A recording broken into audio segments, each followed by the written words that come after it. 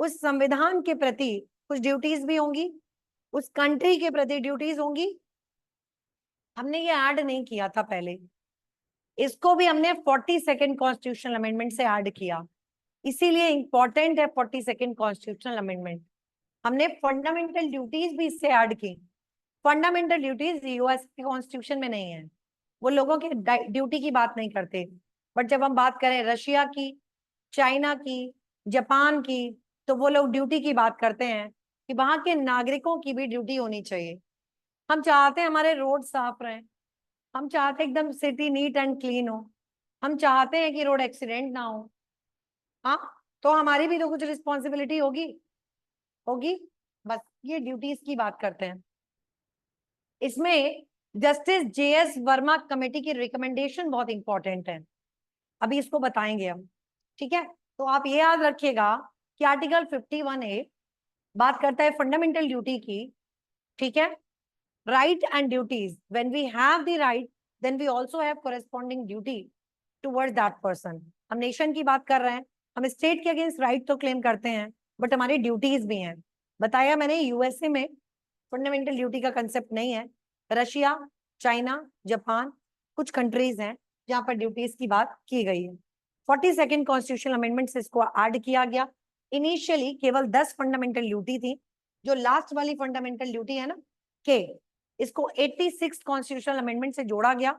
ये प्री में बहुत होता है 86, और ये वही फंडामेंटल ड्यूटी है जिसको मैं बार बार चिल्ला के बताती हूँ, education, right to education. It is the only fundamental right, which is a fundamental right under Article 21A. It is a directive principle of state policy under Article 45, and it is the fundamental duty under Article 51K. याद रहेगा, यही एक अकेला है जो तीनों जगह मौजूद है। जितना आप स्टेट से अधिकार क्लेम करेंगे, राइट क्लेम करेंगे, उतना ही स्टेट की रिस्पॉन्सिबिलिटी भी है। डीपीएसपी में 0 से 6 साल है, एफआर में 6 से 14 है, और यहाँ पर भी देख लीजिएगा 6 and 14। ठीक है, तो इसको आप याद रखिएगा।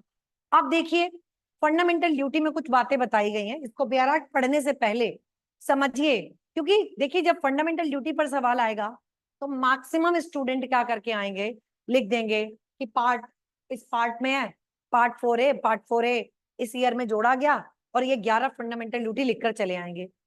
इनमें से कुछ ही बच्चे होंगे, ठीक है, अगर 100 कॉपी होगी, 100 में से केवल 15-20 बच्चे मैक्सिमम ऐसे होंगे जो लिखेंगे व्हाई इट वाज एडेड, इसको क्यों जोड़ा गया, रीजन क्या था। तो जूरिस्प्रूडेंशियल एसेंस बहुत कम बच्चे लिखकर आएंगे। दूसरी चीज, इस पर case laws, JS Verma committee का गठन हुआ, Ranganath Mishra versus union of India supreme court का जजमेंट है, उसकी गाइडलाइन बहुत कम बच्चे लिखेंगे। ठीक है, इस पर उत्तराखंड का बहुत अच्छा जजमेंट है। रामलीला मैदान, ठीक है, रामलीला मैदान वर्सेस होम सेक्रेटरी, बहुत अच्छा जजमेंट है। ये योग गुरु कौन है, पतंजलि वाले, है ना, बाबा रामदेव। तो आज मैं कुछ इन केसेस के आपको जजमेंट बताऊंगी, गाइडलाइन बताऊंगी, और इंपॉर्टेंट क्यों है, और एक्चुअली कोर्ट को क्या करना चाहिए, स्टेट को क्या करना चाहिए। कोर्ट ने तो कर दिया, गाइडलाइन दे दी।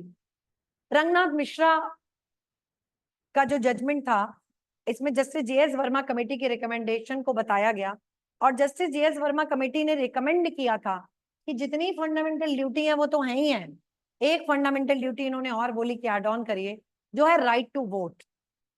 लोग वोट दें, इसको अपना दायित्व समझें और एक्टिवली पार्टिसिपेट करें इलेक्शन में, ये भी उन्होंने कहा। और मुझे लगता है जेन्युइनली इसको ऐड ऑन होना चाहिए, क्योंकि वोट परसेंटेज बहुत कम है, और वोट परसेंटेज कम होने के पीछे थोड़ा सिस्टम भी गड़बड़ है। आप देखते होंगे आपके मोहल्ले में बहुत सारे लोगों की स्लिप ही नहीं आती होगी, वो चाहते तो हैं वोट डालना, बट उनका नाम ही नहीं है। ये जिम्मेदारी किसकी है, और वो जेन्युइन वोटर है। ये प्रैक्टिकल बात बता रही हूँ, जो मैंने फेस किया, मैंने देखा है। ये जेन्युइन वोटर है, वो जानता है, कैंडिडेट में डिफरेंशिएट भी कर ले रहा है कि कौन अच्छा है, लेकिन उसका वोट ही नहीं है। तो ये सिस्टम की गड़बड़ी है, इनको इसको भी थोड़ा सही करना चाहिए। तो खैर, अभी हम 10-11 फंडामेंटल ड्यूटीज हैं, इसको पढ़ते हैं, फिर बताएंगे। देखिए फंडामेंटल ड्यूटीज जो हैं क्या क्या है, पहले ये पढ़िए। To abide ma'am by the एक मिनट, कॉन्स्टिट्यूशन। मैम हाँ, मैम वो राइट टू वोट का आपने वो केस बताया था, वो किस केस में था अभी हम रिपीट कर? लिखवाएंगे सारा, ये मेंस में आता है टॉपिक। ठीक है, ठीक। ये जस्टिस जेएस वर्मा कमेटी की रिकमेंडेशन थी, और ये जस्टिस जेएस वर्मा 1977 की है, और जस्टिस जेएस वर्मा की रिकमेंडेशन पर ही क्रिमिनल लॉ अमेंडमेंट हुआ था 2018 वाला। 2013 में इतने सारे अमेंडमेंट हुए। जस्टिस जेएस वर्मा कमेटी की रिकमेंडेशन पर ही, उनके गाइडलाइन पर ही, Vishakha versus state of Rajasthan case की गाइडलाइन पर ही prevention of sexual harassment at workplace ये लॉ लेकर आए। तो बड़ी अच्छी रिकमेंड। और जस्टिस जेएस वर्मा पता है कहाँ की पढ़े हैं? मुझसे इंटरव्यू में पूछा था ये सवाल, बताओ ये कोई तुक थी? हमको क्या पता कहाँ के पढ़े हैं? हमसे पूछा 2016 के इंटरव्यू में।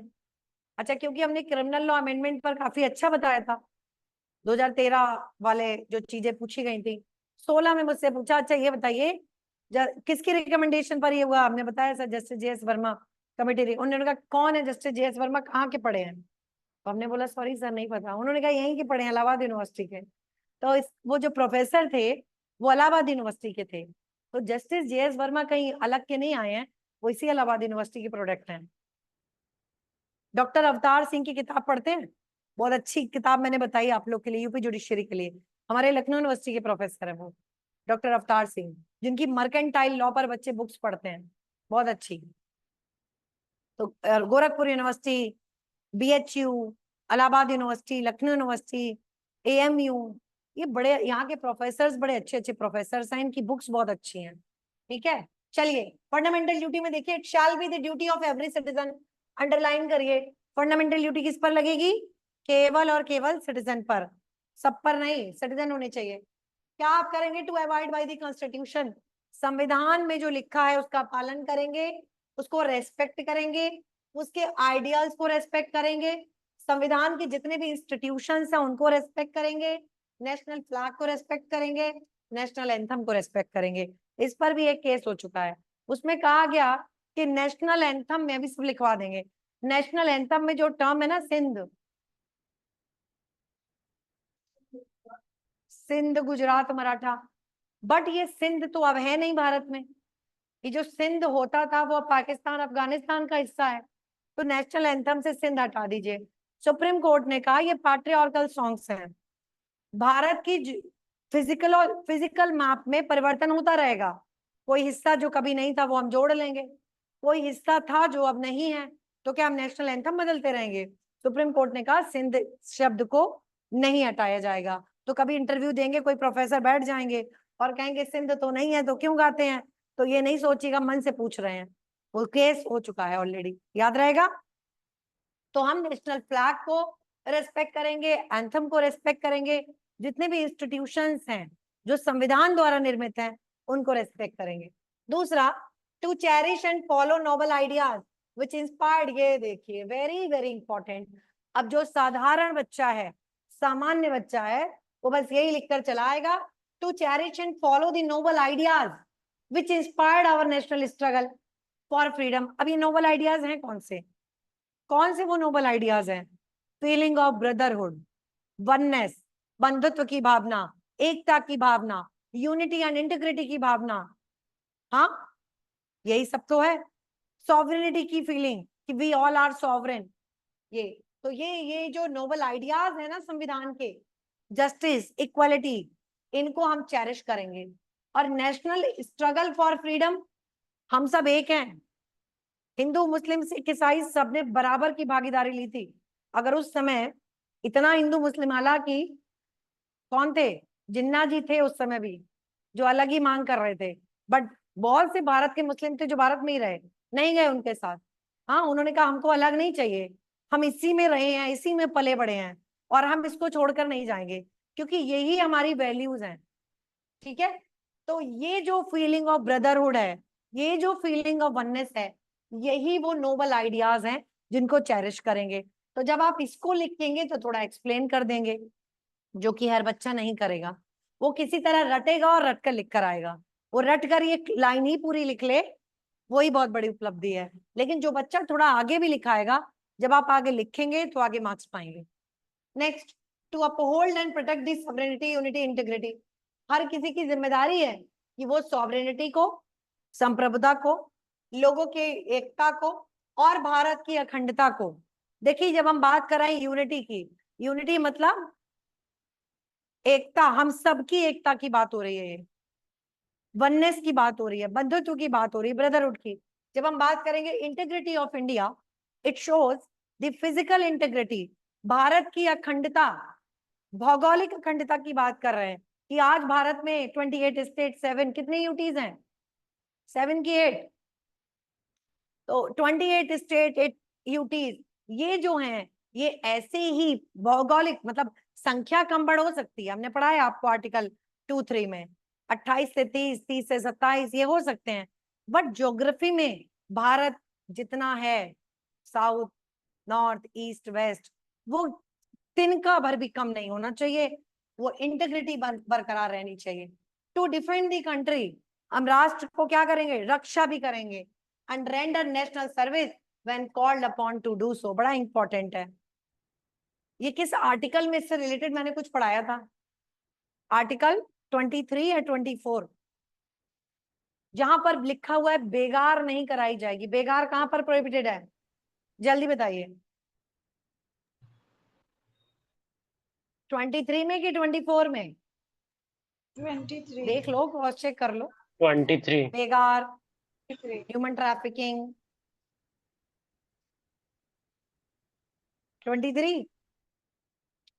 तो वहां पर एक बात लिखी हुई थी कि स्टेट नेशनल सर्विस में आपको बुला सकती है, कंपलसरी नेशनल सर्विसेज आपसे ली जा सकती हैं जब भी भारत को जरूरत पड़ेगी। और मैंने कहा था जब भारत में सेना कम पड़ जाएगी और वॉर सिचुएशन है, तो ये आपकी ड्यूटी है, it's your constitutional duty to protect your country, आप अपने राष्ट्र की रक्षा में चले जाएं। समझ गए? चलिए, to promote harmony and spirit, ये भी आपकी रिस्पॉन्सिबिलिटी है कि आप लोगों के मध्य हार्मनी रखें, ब्रदर बंधुत्व रखें among the people of India, transcending the religious, linguistic, regional, sectional diversities, and to renounce practices derogatory to dignity of women। क्या क्या बताया, बड़ा इंपॉर्टेंट क्लॉज है ये। हार्मनी भी रखनी है, ब्रदरहुड को इंश्योर करना है, हाँ, बच्चों को शुरुआत से ट्रेनिंग दी जाती है एनसीसी में। तो रिलीजियस, लिंग्विस्टिक, रीजनल, तो धर्म के आधार पर विविधता होगी, भाषा के आधार पर होगी, सेक्शनल डाइवर्टीज, सेक्शनल भी होंगी, अलग अलग सेक्ट के लोग भी होंगे, स्टिल आपको एक रहना है, हार्मनी इंश्योर करना है, और कोई भी ऐसी प्रैक्टिस नहीं करनी है जो महिला के गरिमा के विरुद्ध हो, ये आपके दायित्व है। To value and preserve the rich heritage, अपना हमारा जो कल्चर है, हमारा कल्चर क्या है, कल्चर क्या है हमारा, इस कल्चर में पढ़े बड़े हुए, हाँ, तो अपने कल्चर के बारे में बताइए। आप विदेश में जाएंगे तो कैसे पहचान में आ जाएंगे कि आप इंडियन हैं? Very good. हमारा जो वेशभूषा है, हमारी साड़ी, अभी मेरी एक फ्रेंड है, यूएनओ में अभी वो गई थी, ठीक है, तो उसको सम्मान ऑनर किया जा रहा था, तो सभी डिफरेंट कंट्रीज में पता नहीं चल रहा था कौन यूएसए का है कौन रशिया का, क्योंकि सबने मिडी पहन रखी थी। लेकिन उस बीच में जो मतलब कॉमन फोटो था, सारे वेस्टर्न ड्रेस में थे, कोई जापान का है, कोई कोरिया का है, कोई रशिया का है, कोई जर्मनी का है, उसी में एक लड़की खड़ी है साड़ी पहनकर, इंडियन, सारे पहचान जाएंगे ये इंडियन है। अब वेस्टर्न ड्रेस में, सूट में कोई पहचान है? नहीं है, यही धोती कुर्ते में पहुंच जाता लड़का, पहचाना जाता इंडियन है। तो हम अपनी लैंग्वेज से, अपने कल्चर से पहचाने जाते हैं, इसमें हमारी वेशभूषा आती है। तो साड़ी तो हमारी फेवरेट ऑल टाइम, इसको कतई खत्म नहीं करना है, इसको कंटिन्यू रहना है, भले कम पहनिए लेकिन इसको पहनिए जरूर, क्योंकि ये हमारा कल्चर है, ठीक है। और हमारे कल्चर में बहुत कुछ चीजें आती हैं, अतिथि देवो भव और तमाम सारी चीजें, ठीक है। चलिए, but to protect and improve the national natural environment including the forest, तो हमें अपने नेचुरल एनवायरमेंट को भी प्रोटेक्ट करना है, जिसमें फॉरेस्ट हैं, लेक्स हैं। रायबरेली की तो बात छोड़ ही दीजिए, जितने तालाब हैं सबको पाट कर क्या कर दिया है, कॉलोनी बन गई है, सब रुके हुए हैं, सब सब मैक्सिमम जो कॉलोनी है यहाँ पर, मैक्सिमम, इनको बंद करके, और अब योगी आदित्यनाथ जी ने ये तो बहुत अच्छा काम किया है, तालाबों का क्या हो रहा है, सौंदर्यीकरण हो रहा है ना। और जितना भी गैर कानूनी कब्जा था सबको हटा दिया गया है, लेकिन इतना डिटेल डीप में जाके कर चुके हैं। शक्तिनगर देखा है आपने? शक्तिनगर ये पूरा तालाब के ऊपर है। आज से 5 साल पहले मैं शक्तिनगर में गई थी, तो प्लॉट के बगल, प्लॉट को दबाकर वहां हमें प्लॉटिंग के लिए जमीन दिखाने के लोग गए। हमने कहा यहाँ पे जमीन, बोले हाँ। वो तालाब दूर से कई किलोमीटर का तालाब है ना शक्तिनगर वाला, पूरा खत्म हो गया है। अब जब बरसात होती है तो रोड पर पानी क्यों होता है? ये पानी तालाबों में जाता था, अब तालाब तो बंद हो गए। तालाब की कैपेसिटी है, तालाब भर सकता है बरसात में, लेकिन 2 दिन बाद, कुछ घंटे बाद वो पानी अंदर चला जाएगा जमीन में, और ये वाटर लेवल को बराबर रखता है। इसलिए तालाबों का होना बहुत जरूरी है। तालाब होने से क्या होता है, वाटर लेवल डाउन नहीं होता। एक तो ये बात, दूसरी चीज, ड्रेनेज का इशू नहीं होता शहर में, पानी तालाब में जाएगा। अब वो तालाब आपने बंद कर दिए हैं, ये चीजें ऐसे ही नहीं लिखी हैं, ये व्यवहारिक चीजें हैं। तालाब आपने बंद कर दिए, तो एक तो वो जो थोड़ा तालाब तो बचा है अभी भी, उसका पानी, बरसात का पानी, तालाब की कैपेसिटी खत्म है, तो वहां पर पूरा बंद करके उसमें प्लॉटिंग हो रही थी। ये हाल है। हालांकि इसको बैन किया गया है, लेकिन जहां पर पॉपुलेशन बहुत ज्यादा हो गई है, स्टेट कुछ करेगा नहीं उसमें। जैसे शक्तिनगर पूरी तरह बस गया है, अब राज्य उसको हटाएगा नहीं। हाँ, जैसे, हाँ, वो रीजन यही है कि तालाबों को भर जाना, बंद कर देना। नेक्स्ट, रिवर, आप फॉरेस्ट को प्रोटेक्ट करिए, रिवर को प्रोटेक्ट करिए, वाइल्ड लाइफ। अब इस पर भी एमसी मेहता का केस है, लिखवाऊंगी मैं। इसमें एमसी मेहता का केस हुआ, जिसमें सुप्रीम कोर्ट ने कानपुर नगर महापालिका को डायरेक्ट किया कि जो भी फैक्ट्रीज हैं, इनका जो भी वेस्ट मटेरियल है वो रिवर में ना जाए। अगर उनके पास कोई जगह नहीं है, रोड पर और रिवर पर जा रहा है, तो उस फैक्ट्री को बंद भी करना पड़े तो कर दीजिए, क्योंकि आपकी कॉन्स्टिट्यूशनल ड्यूटी है कि रिवर पॉल्यूट नहीं होनी चाहिए। ठीक है। फिर to develop this scientific temperament, बड़ा अच्छा आर्टिकल है ये। हमें भारत के नागरिकों को क्या इंश्योर करना चाहिए? ये इंश्योर करना चाहिए कि हम साइंटिफिक टेम्परामेंट की तरफ बढ़े, मानवता की तरफ बढ़े, and the spirit of inquiry and reform. हर बच्चे के अंदर ऐसा डालिए हैबिट कि वो साइंटिफिक टेम्परामेंट की बात करे, अंधभक्ति की नहीं। साइंटिफिक बात करिए आप, रैशनल बात करिए आप, लॉजिकल बात करिए, जिस स्थिति में है उससे ऊपर जाने की बात करिए, अपने अंदर सुधार की बात करिए, समाज में सुधार की बात करिए। आपको लगता है कि सोसाइटी में गड़बड़ है, ये चीज खराब है, तो उसको ठीक करने का प्रयास करिए। कोई भी चीज है तो उसकी इंक्वायरी करने की बात करिए। ठीक है। फिर आया, अभी देखिए, मुझे एक चीज आपको बतानी है, अभी लिख लूं वरना मैं भूल जाऊंगी।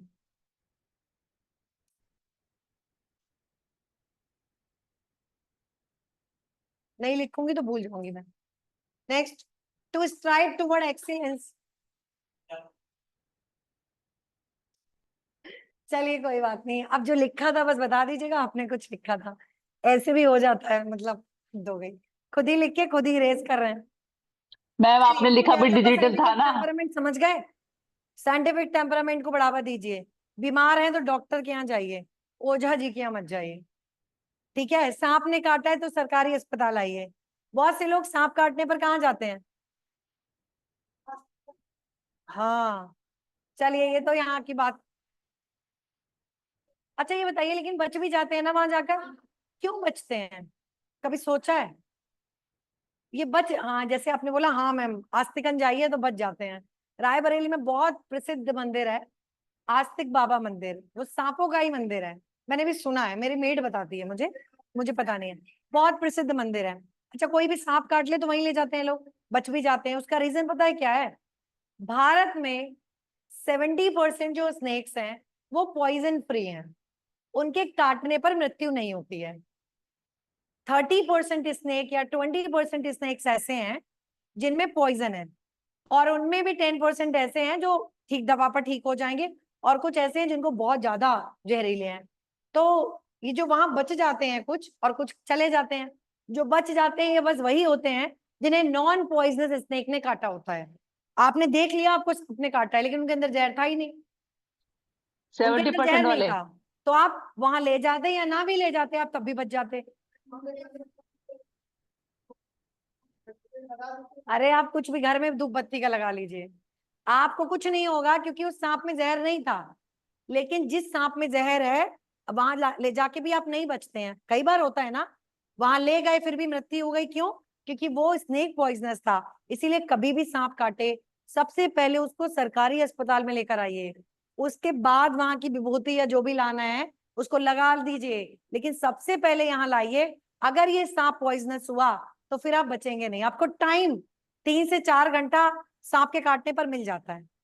तो इतना टाइम, वो 3 से 4 घंटे क्या 6 घंटे आप इसी में बर्बाद कर देते हैं, फिर वो पॉइजन पूरी बॉडी में फैल जाता है। इसलिए कभी भी ये गलती नहीं करना चाहिए, साइंटिफिक टेम्परामेंट को मैं इंप्रूव करिए। एक्चुअली क्या होता है कि मैं ना आगे आगे आगे, इधर आइए। टू सेफगार्ड पब्लिक प्रॉपर्टी, ठीक है, पब्लिक प्रॉपर्टी को प्रोटेक्ट करना है। ये यहां से सवाल, ये जो रामलीला मैदान का केस है, लिख लीजिए आपने बेहराट में। अब इसको तो कल ही लिखवा पाएंगे, बहुत बड़ा कंटेंट है, थोड़ा बहुत ही हो पाएगा, पूरा हो नहीं पाएगा आज। तो रामलीला मैदान वाला केस, इस केस पर लिख, इस क्लॉज पर लिखना है। रामलीला मैदान सुप्रीम कोर्ट जजमेंट है 2012 का। और ऊपर वाला जो रिवर वाला है, इसमें एमसी मेहता का केस लिखवाएंगे आपको, MC Mehta versus union of India. ठीक है, पब्लिक प्रॉपर्टी को प्रोटेक्ट करना है और वायलेंस को रोकना है। अब इनमें किया क्या था, इस केस को समझिए। ये बाबा रामदेव जी ने परमिशन ली दिल्ली एडमिनिस्ट्रेशन से कि ये योग शिविर करने जाएंगे, कहां पर? जंतर मंतर। ठीक है, इन्होंने परमिशन ले ली, परमिशन दी, बहुत भीड़ आई योग के लिए, और योग के नाम पर इन्होंने उसमें एंटी करप्शन, ठीक है, उसके अगेंस्ट ही वो सेमिनार टाइप से, स्पीच टाइप से, भाषण टाइप से, जो समझ लीजिए, वो एंटी करप्शन। स्टेट मतलब जो दिल्ली पुलिस थी, उन्होंने कहा हमसे तो अपने परमिशन योग के लिए ली, और आपने पब्लिक को इकट्ठा किया किसी और काम के लिए। उन्होंने वहां से परमिशन विड्रॉ की, और उन्होंने कहा आपको इसकी परमिशन नहीं मिलती है।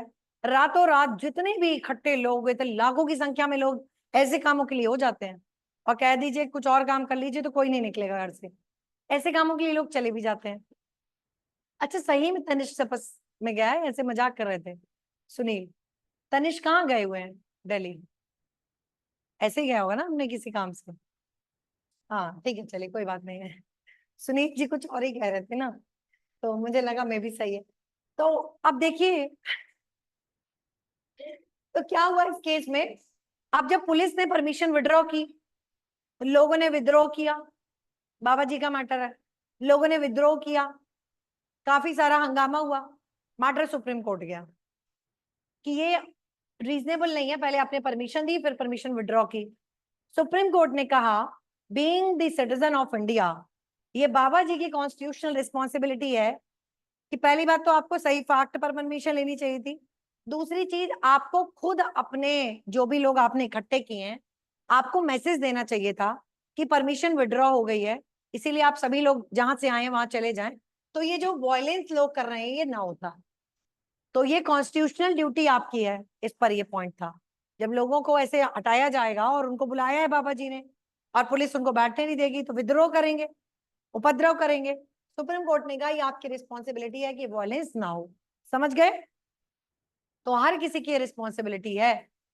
Next, to strive toward excellence in all spheres of individual and collective activities so that national consistently rises to higher level of endeavor and achievement। देखिए, हर किसी की जिम्मेदारी है कि आप एक्सेलेंस की तरफ बढ़े, ठीक है, कलेक्टिवली वर्क करें या इंडिविजुअल वर्क करें।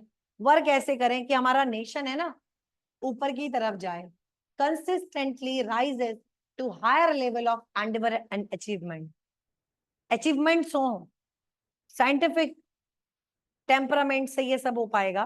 ये किसी भी क्षेत्र में हो सकता है, कला के क्षेत्र में हो सकता है, ठीक है, किसी भी क्षेत्र में हो सकता है, शिक्षा के क्षेत्र में हो सकता है। हमारे यहाँ की इंजीनियरिंग बहुत अच्छी है, हमारे यहाँ की मैथ्स बहुत अच्छी है, ठीक है, हमारे यहाँ के डॉक्टर्स भी अच्छे हैं। तो किसी भी फील्ड में आप ग्रो करें, भारत को अचीवमेंट अगर हर चीज में यहीं का एग्जाम्पल देंगे तो बड़ी समस्या हो जाएगी। हाँ, यहाँ तो नहीं है, यहाँ तो नहीं है, क्योंकि अब इसको याद रखिएगा, कब ऐड हुआ, 86 से ऐड हुआ। ठीक है, जो भी कोई पेरेंट है, गार्जियन है, उसकी जिम्मेदारी है कि क्या करे, एजुकेशन दे to his child between the age of 6 to 14, ये याद रखिए, 6 and 14, इसमें ये एज याद रखनी है। अब नेक्स्ट आइए, इंपॉर्टेंट क्या है, जैसे आपके fundamental right directly enforceable in the court of law है, ये फंडामेंटल ड्यूटीज इन्फोर्सेबल नहीं है। Okay, fundamental duties directly enforceable नहीं है, फिर कैसे इन्फोर्स कराएंगे? अगर स्टेट लॉज बना देंगे इन पॉइंट्स पर तो ये ड्यूटीज फिर इन्फोर्स हो जाएंगी। जैसे फॉरेस्ट को प्रोटेक्ट करना हमारी जिम्मेदारी है, लेकिन अगर हमारे पास फॉरेस्ट प्रोटेक्शन लॉज ना हो, ठीक है, वाइल्ड लाइफ प्रोटेक्शन एक्ट ना हो, जब आप उत्तराखंड हिमाचल जुडिशरी देंगे तो वहां पर ये forest act, wild life protection act वहां सिलेबस में है। ठीक है, तो अगर ये एक्ट है तो इससे वाइल्ड लाइफ और फॉरेस्ट प्रोटेक्ट हो रहे हैं। नेशनल एंथम के लिए हमारे पास एक्ट है, तो national anthem, national flag protect हो रहा है। मॉन्यूमेंट्स के लिए हमारे पास लॉज हैं तो प्रोटेक्ट हो रहे हैं। राइट टू एजुकेशन हमारे पास है, ठीक है, पब्लिक प्रॉपर्टी को प्रोटेक्ट करने के लिए हमारे पास लॉज हैं। तो फंडामेंटल ड्यूटीज अलग से इन्फोर्स नहीं कराई जा सकती हैं, इसके लिए हमारे पास सरकार लॉ बनाएगी, तभी हम उसको इन्फोर्स करा सकते हैं। बात समझ में आ गई? चलिए, नेक्स्ट पॉइंट क्या था? नेक्स्ट पॉइंट ये था, Rangnath Mishra versus union of India का केस बहुत इंपॉर्टेंट है। इसमें सुप्रीम कोर्ट ने गाइडलाइन दी, सुप्रीम कोर्ट ने कहा it's very important, JS Verma committee की गाइडलाइन थी और सुप्रीम कोर्ट ने इसको बोला कि it's very important to incorporate fundamental duties in the syllabus of children. जो स्कूल सिलेबस है, आप उसमें आप देखते होंगे स्कूल में जो किताबें होती थी, प्रियम्बल और फंडामेंटल ड्यूटीज दोनों लिखे रहते थे शुरुआत में, कहीं लिखा रहता है। अब देखिए, ऐड तो कर दिया कमीशन की रिकमेंडेशन पर, सुप्रीम कोर्ट के कहने पर, लेकिन आपको पता है आप लोगों ने स्कूल में इन फंडामेंटल ड्यूटीज को ऐसे ही पढ़ा है जैसे आज पढ़ा? किसी ने इतना इंपॉर्टेंस दिया इसको? तो हम पॉलिसी तो बना रहे हैं, लेकिन क्या हम टीचर्स को इतना ट्रेंड कर रहे हैं कि वो बच्चों को इतना ही सेंसिटाइज करें टुवर्ड्स दी फंडामेंटल ड्यूटी? है ना, बच्चों को स्कूल में ट्रैफिक रूल तो पढ़ाए जाते हैं, बट ये ट्रैफिक रूल यहाँ मेंशन नहीं है। तो बच्चों को ये फंडामेंटल ड्यूटीज भी पढ़ाइए कि आपकी स्टेट के प्रति ये भी रिस्पॉन्सिबिलिटीज हैं। हाउएवर डायरेक्टली और इनडायरेक्टली हम फॉरेस्ट को प्रोटेक्ट करना, इन्वायरमेंट को प्रोटेक्ट करना, wild life protection, national flag को रेस्पेक्ट करना, डायरेक्टली और इनडायरेक्टली स्कूल्स में ही सीख जाता है बच्चा।